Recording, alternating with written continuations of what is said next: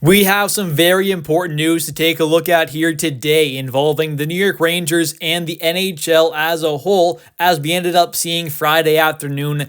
NHL.com writer Dan Rosen, he ended up dropping some big news and released the numbers about the future salary cap ranges for the next 3 seasons after this one. So we're going to take a look at those numbers in today's video, take a look at the upper limit, the lower limit for the next 3 seasons, as well as kind of talk about and really look and kind of dive into how this is going to impact the New York Rangers going forward and the kind of 2 massive extensions that we did see with Igor Shesterkin and Alexi Lafreniere, and kind of what those numbers are going to be looking like going forward with these new kind of, salary cap numbers. So we're going to kind of dive into these numbers here and take a look at things and how it impacts the Rangers in today's video. So let's get right into it here and just start off by taking a look at the exact numbers and what Dan Rosen had to say in his post on X. So taking a look here at the numbers for next season and beyond.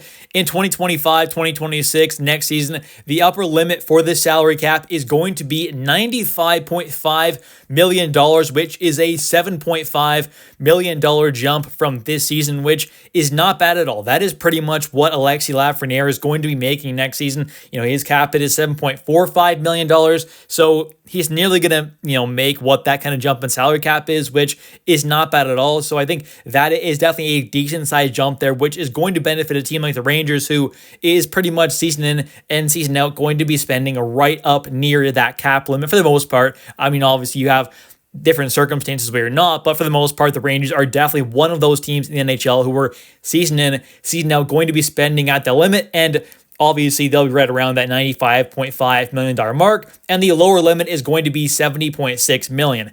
Then you have for the 2026-2027 season, $104 million for the upper limit, which, again, that is a pretty big jump there from $95.5, and the lower limit being $76.9. And then you have for the 2027-2028 NHL season, the upper limit being $113.5 million with a lower limit of $83.9, but a pretty massive jump there from 104 up to 113.5.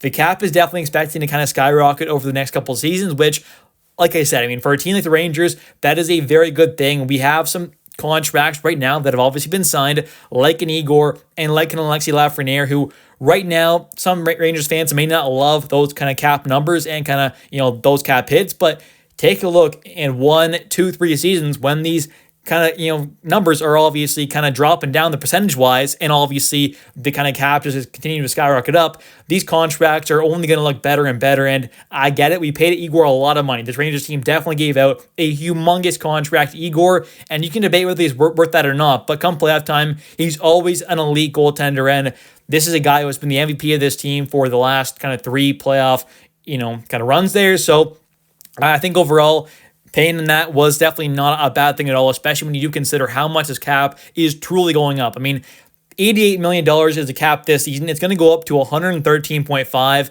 in 3 seasons there. So that is pretty wild. It's going up a lot, and these contracts, like I said, are only going to get better and better as the seasons do go on.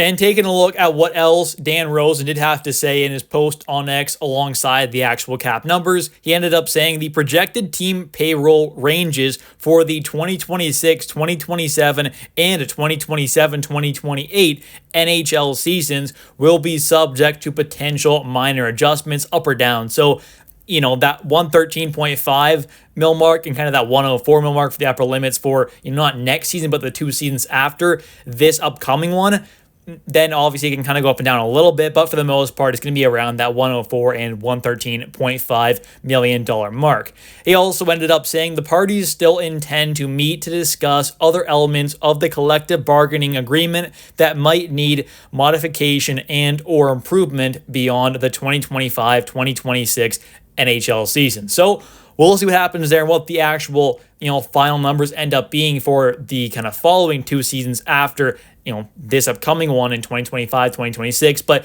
they're going to be around those ranges there, the 104 and the 113.5 mil mark, which in my opinion is not bad at all. The cap is definitely going up a lot, and that's only going to help a team like the Rangers, who definitely is willing to spend a lot of money every single season to be right up around that cap ceiling. And now we're going to take a look at the two bigger contract extensions that the New York Rangers have given out so far this season to Igor Shesterkin and Alexi Lafreniere, and kind of take a look at what their cap hit percentages are going to be for the next 3 seasons based off these kind of upper limits. And obviously, like I said, for not this next season here, but the two after that, those numbers can change a little bit, but for the most part, these are the kind of set numbers that we have. So I'm going to kind of base these numbers off those projected numbers as of right now. Things can change a little bit, but for the most part, these are going to be fairly accurate. So the percentages for Igor Shesterkin for the 2025-2026 season, next season, with a cap hit of $11.5 million, which is his new extension, is only going to be a cap hit percentage of 12.04%, which it's not too bad. It's definitely a decent chunk there, but for your top player, I don't think it's too bad overall. And you always take a look at the following season, it drops down pretty much 1%, down to 11.05, and then drops down another good bit there, almost another percent as well, down to 10.13 in just a couple seasons. So, you know, in a few years, we're going to end up seeing Igor's kind of cap percentage be, 10% and less as we go on into the future as well. So I think this contract is truly going to be fine. He's going to be one of those top goaltenders for years and years to come. And as the seasons go on, goalies for the most part can still be good as they kind of age for the most part there. I mean, some are obviously different than others, but we saw Lundqvist be a great goalie for a long time. Look what Quick did, obviously starting to fall off a little bit this season, but last season he was still great there, and he's in his late 30s now. Fleury's been phenomenal into his later 30s as well for the most part. So there's been a lot of goaltenders who have definitely, done a really good job as they kind of aging, continue to kind of really just be good competitors and good goalies. So I think this contract's going to end up being fairly fine, and I think the overall numbers are not too bad. And yes, it would have been ideal to get him down towards that kind of 10 mil mark or less somehow, but I think overall for what he brings to this team, he's going to be worth this contract, and it should not look too bad at all for this team. And now for Alexi Lafreniere's percentage of the cap, he will end up having for the 2025-2026 season 7.8%, then it drops down to 7.16%, and then 6.56% for the 2027-2028 season. I think this contract definitely has the potential to be a very good and kind of team-friendly one for the Rangers in a few seasons. And even in kind of year 1 and 2 of this deal, it definitely could look, fairly decent. It kind of depends on whether or not Alexi Lafreniere can kind of take that next step forward into becoming that kind of, point per game kind of plus caliber player, because I definitely think kind of what he's showing right now is he definitely is capable of being, a 50, maybe even 60 point kind of guy for sure. Something around that range, I definitely think Alexi Lafreniere can be. But can he actually kind of take that next step forward? And maybe he needs some more kind of power play time. And obviously he's had some chances here and there. Maybe he hasn't done the overall kind of most with those chances. But if he can get some kind of long-term kind of power play one time there and really start putting up those great numbers, his contract could look like a steal for this Rangers team. And just kind of looking at all the contracts currently on the books, there's not really too many that I think I'm too worried about long-term, other than one in particular, and that is the Mika Zibanejad contract. He has quite a few more seasons left with an $8.5 million cap hit. So other than that deal, nothing worries me too much. I mean, Kreider has, 2 more seasons after this one left at 6.5. That's not too bad. Obviously, Trocheck has, still 4 more seasons at 5.625. That's still a pretty good deal, obviously. You've got, Hedl, who still has 2 more seasons after this one. Lafreniere's got his new extension. I think that one's going to look fine going forward, that's for sure. Other than that, for the forwards, no one's locked up too long-term because we have Artemi Panarin, who has that, $11.642 million deal that will expire, not this offseason, but the next one after that. So he's got 1 more season after this one under contract. So I think overall, forward-wise, other than this Zibanejad deal, this team is definitely in a very good situation, kind of, cap-wise and money-wise, with all these kind of potential young kind of prospects starting to come up. Guys like Brett Berard, Brennan Othman, hopefully Adam Sikora. Obviously, there's so many other guys. Gabe Perreault. You've got Dylan Rubrick. There are a lot of great prospects that are going to start to kind of make their ways towards the NHL.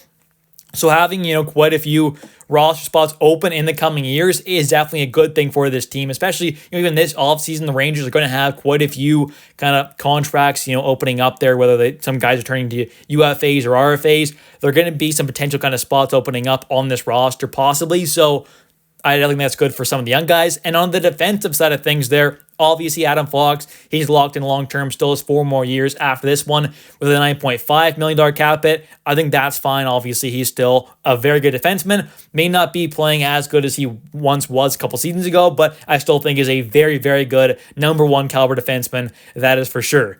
And then obviously, other than that, I mean, no one really else is kind of locked in long-term other than Will Borgen, who ended up getting a decent little kind of extension there. And I think that one is going to be a little risky possibly. We'll have to kind of wait and see what happens and kind of what he does, next season and beyond, because he has still only had a kind of pretty small sample size with this team. So it is definitely a little risky, but with the cap going up, he is kind of a low-end kind of second pairing defenseman, in my opinion. Maybe more of a kind of third pairing guy, but definitely a really good kind of third pairing guy, maybe a low-end second pairing guy. So I think overall it definitely could end up being a kind of fine deal for this team, but probably won't be a steal, but could be fairly decent for this squad.